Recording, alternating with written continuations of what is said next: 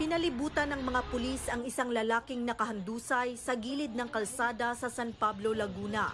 Ang naturang lalaki, sospek sa pamamarila sa isang biktima sa labas ng isang law office. Merong concerned citizen na tumawag sa atin na may binaril. Fortunately, nabaril natin yung pumatay. Hinabol natin yung rider. Nag-check tayo sa CCTV. Then, nalaman natin na papunta siya ng ospital kasi may pamarin pala. Patay ang gunman habang nahuli naman sa ospital ang sugatang rider. Kanina sa ospital, according to him, hindi naman niya alam, natusan lang daw siya na mag-drive. Nasawi rin ang lalaking na biktima ng gunman. Ayon sa mga pulis, posibleng may kinalaman ang pamamarila sa kasong isinampa ng biktima. Yung modus nila, sa tingin ko, positively na gun for hire itong mga tao. Patuloy ang investigasyon sa insidente. Natagpo ang nakasilid sa sako at wala ng buhay ang 7 anyos na batang babae 3 araw matapos maiulat na nawawala noong Linggo sa General Santos City. Ayon sa kapitbahay ng biktima, nakita ang katawan ng bata sa isang bakanteng lote. Una nga sako, amo ang nakita is basura. Ang ikaduha, ayon siya sako dito sa suok. Amo ang gilili. Nakitaan man ako tong short. Pag abot sa mga kuan sa lola, patanaw na ko sa iya ang katong short kung ba pag ingon niya nga yaha kay Aryan gyud daw ma. Hinala ng PNP, ginahasa ang biktima bago pinatay. Sinakal dito ng t-shirt. Now we believe isa sa mga cause of death niya is asphyxia. But the thing is, nung binuksan yung sako, inopen, walang damit, hubot-hubad yung biktima. So it is an indication na na-rape siya. Sa 3 persons of interest sa inisyal na investigasyon, ang 74 anyos na lalaking kapitbahay ng biktima ang itinuturing na ngayong sospek ng PNP. May nakakita raw kasi noong Linggo ng hapon na pumasok umano ang biktima sa compound ng sospek. May nakita rin ang PNP na posibleng ebidensya sa likod ng kanyang bahay. Tumugma yung mga circumstantial at itong testimonial ng ating eyewitness. Yung 2 t-shirts na mayroong bloodstain at saka 2 knives I already requested for the DNA analysis, examination. Hinihintay pa ang arrest warrant laban sa suspect na sinusubukan pa naming makuhanan ng pahayag.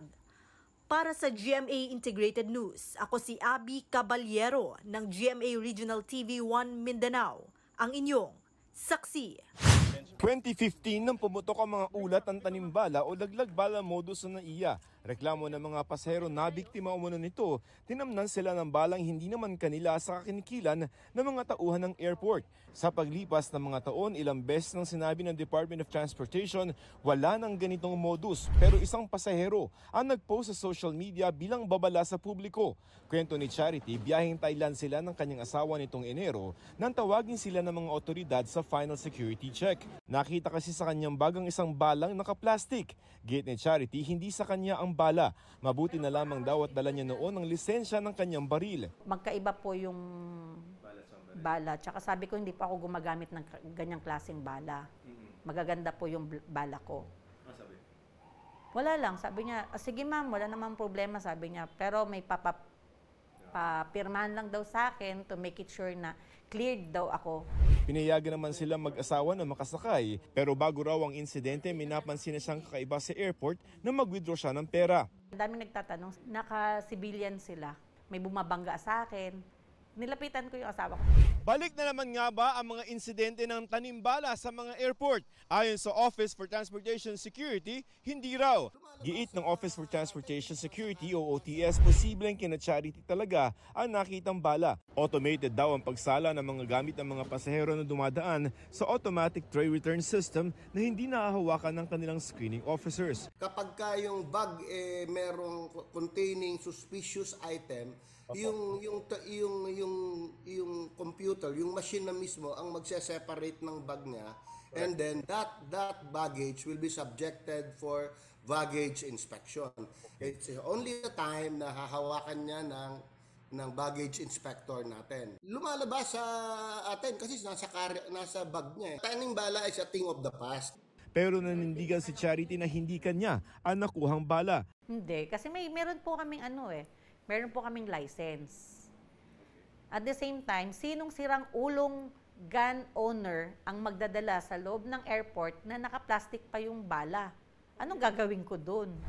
Sa kabila niyan, hindi na raw magsasagawa ng investigasyon ng OTS sa insidente at hindi na rin kinasuhan ng mag-asawa. Kasi especially kung 1 or 2 pieces lang, kasi marami naman nagdadala niya na sa paniniwala ng iba, it is anting-anting. In fact, almost daily nakaka-encounter kami ng ganitong incident.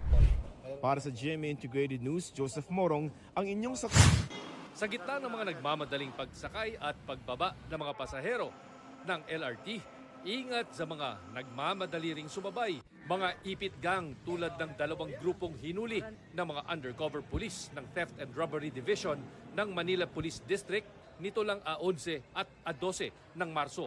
Modus nila harangin at ipitin ng mga pasakay o pababa ng LRT. Sa 4 na nahuli, isa ang napag-alamang may warrant of arrest sa kasong highway robbery.